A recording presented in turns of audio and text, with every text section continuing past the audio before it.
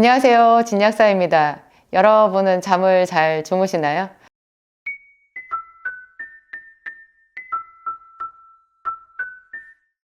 잠 못 자는 사람들의 고통은 말로 다 할 수 없는데요. 제가 한때 정말 불면증 때문에 또 고생을 많이 했었어요. 제가 많이 아파봐서, 오늘날에 제가 이렇게 상담하는 약사가 되지 않았나 그런 생각도 드는데, 또 제가 많은 사람들 만나보니까요. 정말 표현할 수 없을 정도로 힘든 그 불면증 때문에 고생하신 분들 제가 많이 봤어요. 많이 봤어요. 결론부터 말씀드리면, 병원의 어떤 수면제나 신경 안정제 그런 거 어떤 거로도 안 되는 사람들 그 불면증 치료 제가 많이 했거든요. 제가 했다기보다는 제가 쓰는 생기산과 비타민 요법으로 불면증에 탁월한 효과가 있더라고요. 근데 생기산은 제가 뭐 당뇨 환자한테도 쓰고 고혈압, 자가 면역 질환, 뭐 각종 통증, 관절염 뭐 이런 데 다 쓰잖아요. 그러면 이게 어떤 원리로 불면증에도 효과가 있느냐. 저도 제가 처음부터 불면증 환자에게 효과가 있다고 주장을 한 적은 없고요. 그냥 사람들한테 많이 쓰다 보니까 그중에 어떤 분들이 자기 불면증이 사라졌다는 거예요. 없어졌다는 거예요. 불면증이 치료된다라는 뜻은 여러분 확장해서 해석을 하면 우울증도 치료된다라고 볼 수 있거든요. 우울증뿐만이 아니에요. 예를 들어서 그 전간증 있잖아요. 그거 발작하는 그런 질환에도 상당히 효과가 있어요. 이게 이제 그 효과가 있는 원리는 제가 말씀드릴 때 혈액순환이라고 누누이 강조해서 얘기하잖아요. 불면증이라는 것도요, 알고 보면 혈액순환 장애더라고요. 그게. 순환장애. 너무나 많이 긴장하고 스트레스 받고 그러면 우리 몸의 자율신경 이야기를 제가 자주 말씀드리는데 우리 몸속에 내부 장기나 혈관이나 심장이나 이런 것을 다 움직이게 하는 그런 우리가 의식하지 못하는 신경을 자율신경이라고 하는데요. 그 자율신경이 두 가지로 나뉘어지는 거예요. 교감신경, 부교감신경. 딱 두 가지로 나뉘어져요. 이 두 가지가 한꺼번에 활성화될 수는 없고요. 교감신경이 활성화되면 부교감신경은 좀 억제가 되고 부교감신경이 활성화되면 교감신경은 좀 억제가 되는 거예요. 교감신경은 주로 우리가 머리를 쓰고 긴장하고 어떤 승부의 일을 해야 될 때, 과제를 하거나 발표를 하거나, 그죠? 어떤 사람과 다투거나, 뭐 이럴 때 이제 활성화되는 신경을 교감신경이라고 하고요. 부교감신경은 잠을 잘 때나 편안하게 휴식을 할 때, 놀 때, 이럴 때 이제 나오는, 그러니까 활성화되는 신경을 부교감신경이라고 하는데요. 그러니까 부교감신경은 잠을 자거나 아니면 음식을 소화시킬 때, 그럴 때 있잖아요.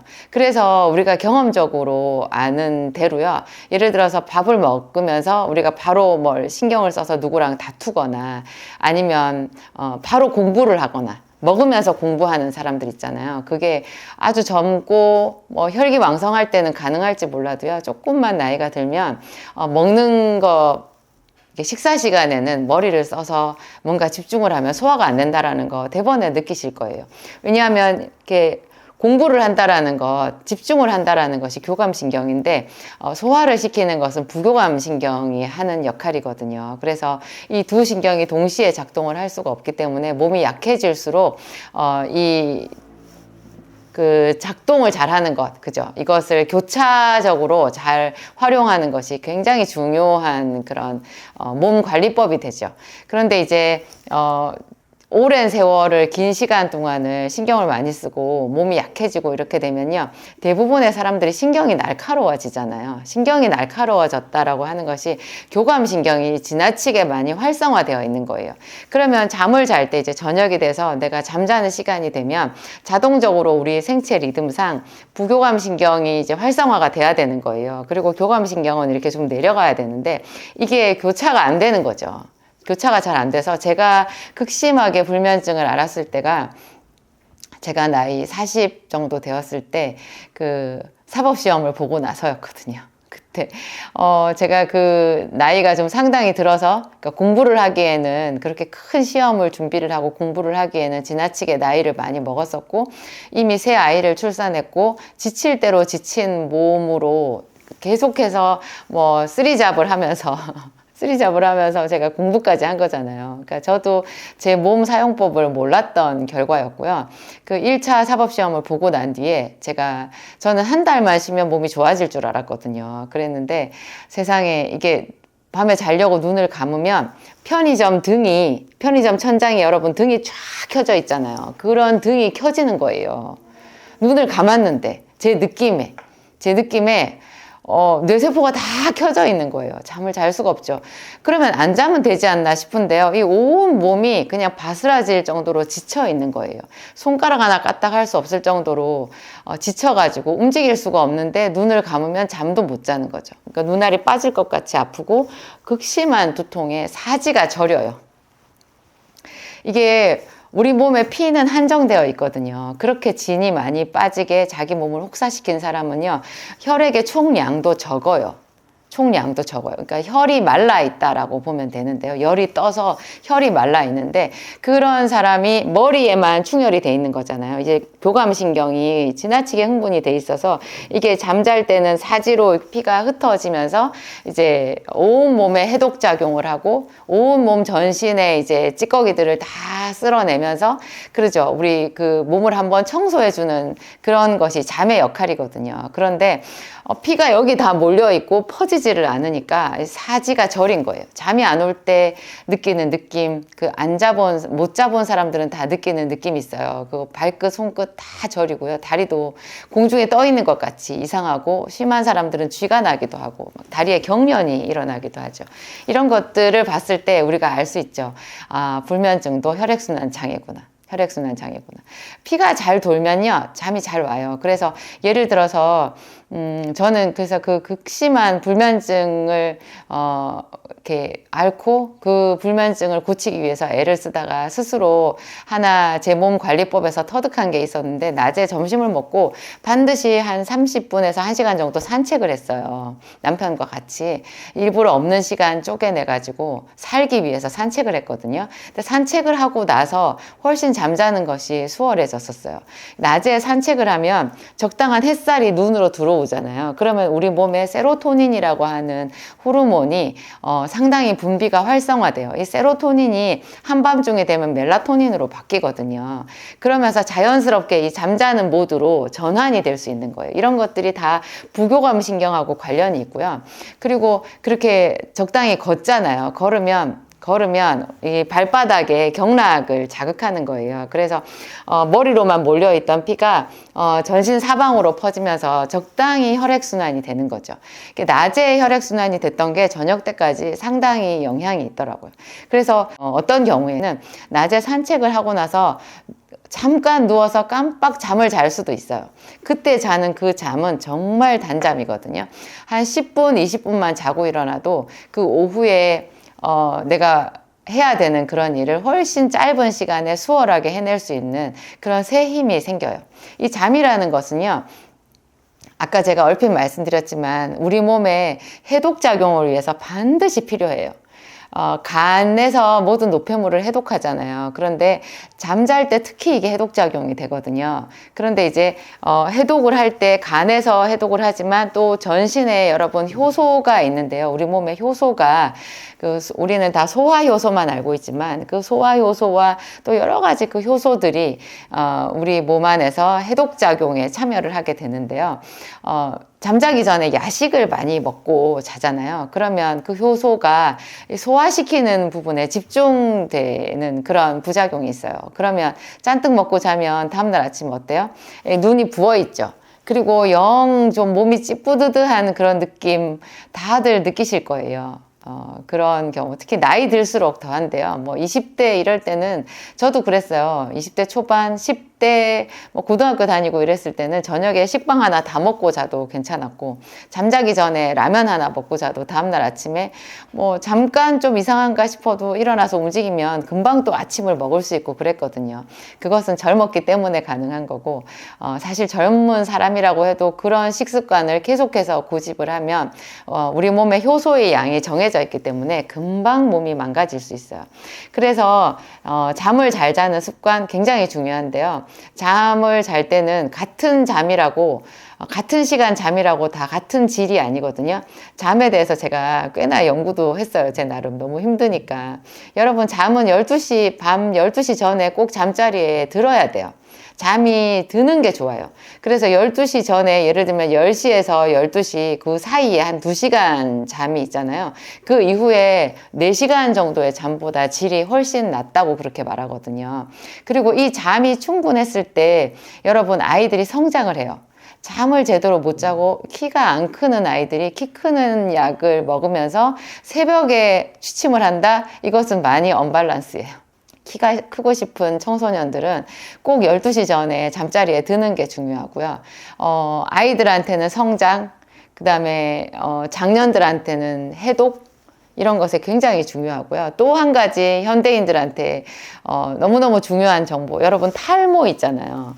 제가 며칠 전에 어떤 그 대학생 그 남학생이었는데 그 탈모 고민을 잠깐 듣고 짧게 상담을 해준 적이 있어요. 그 학생이 세상에 제가 봤을 때는 머리숱이 많았는데 자기 딴에는 그게 탈모가 심하다는 거예요. 안에 이렇게 들춰보면 속에 어디가 비었는지 어쨌는지 하여튼 그 학생은 좀 심각했어요.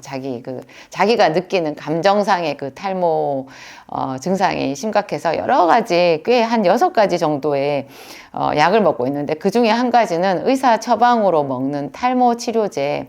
엄밀히 말하면 탈모 치료제라기보다는 남성 전립선 비대증에 쓰는 그런 약이었는데요. 그 약을 먹고 있더라고요. 그 젊은 학생이. 전립선 비대증은 본래 40대, 50대 이상 넘어간 남성들한테 생기는 그 배뇨장애잖아요. 소변이 시원하게 나오지 않는. 그래서 전립선이라고 하는 그 기관이 이렇게 부어가지고 그래서 전립선 비대증이라고 말을 하는데요. 그 전립선 비대증에 쓰는 그 의사가 처방하는 그 약을 약간 다른 용도로 사용을 하는데 그 다른 용도라는 것이 탈모거든요. 그것은 그 약이 가지는 부작용을 거꾸로 긍정적으로 활용해서 생긴 복용법이에요. 그게. 그러니까 그 약이 본래 원천적으로 원래 그 약이 갖는 주 효능은요. 남성 호르몬 억제거든요.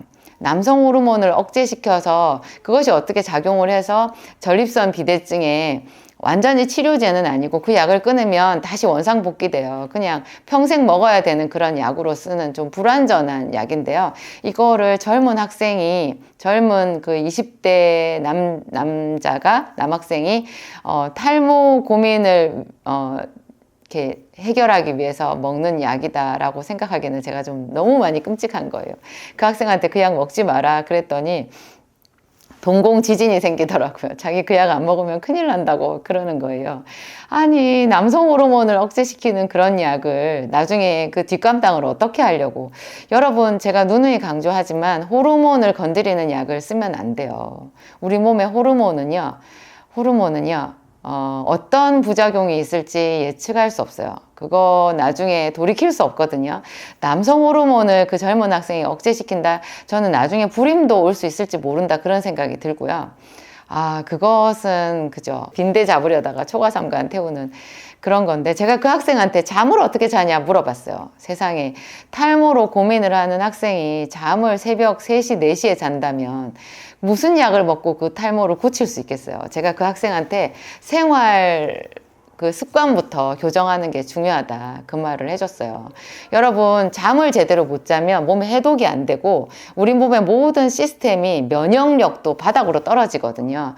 그런 사람이 머리카락이 제대로 정상적으로 날 수 있겠어요? 스트레스가 해독이 안 되는 거죠. 여러분 몸에 해독이 안 된다라는 것은 어떤 면에서 스트레스 해소가 안 된다라는 것으로 풀이가 가능해요. 스트레스 받아서 머리가 빠지는 거거든요. 그런데 그 잠을 새벽녘에 매일 그렇게 자고 뭐 식사는 제대로 하냐 물어봤더니 밥도 제대로 안 먹더라고요. 잘 먹지도 않고 잘 자지도 않는 학생이 어떻게 그 탈모 치료를 의사가 처방하는 전립선 비대증 약이나 뭐 몇 가지 영양제 의지해서 고칠 수가 있겠어요.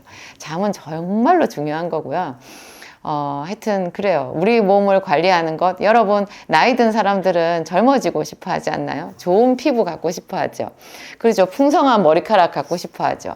또 뼈가 뭐 골다공증 이런 거 오면 되겠어요? 또 근육도 탄탄해야 되잖아요. 이런 젊음의 모든 비결이 잠을 잘 자는 것하고 밀접하게 관련이 되어 있어요. 잠을 잘 자지 못한 사람이 어떻게 피부가 좋겠으며, 잠을 안 잤는데 어떻게 면역력이 좋을 수 있겠으며, 그죠? 잠을 잘 안 자는데 그 사람이 젊고 피부가 탱탱하고 뭐 짱짱하다, 그런 거는 있을 수 없는 일인 것 같아요. 어느 날 갑자기 그 사람의 몸에 한꺼번에 신호가 올 수 있어요. 그래서 차라리 평소에 하루만 안 자도 못 견딘다, 이런 약골인 사람들이 잠도 더 잘 챙겨서 잘 수 있고 자기의 약골인 것을 생각해서 관리도 더 잘하겠죠. 그래서 옛날 속담에 골골 80이다 100이다 뭐 그런 말이 나오지 않았나, 그런 생각이 들어요.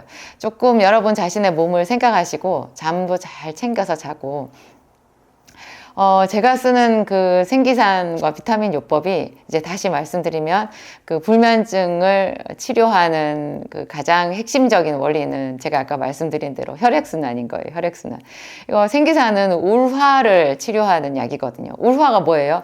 이거 스트레스 확 받으면 여러분 가슴이 답답해지잖아요. 가슴 답답해서 가슴 치기도 하잖아요. 이게 울화예요. 이렇게 심중에 울화가 생기는 거예요.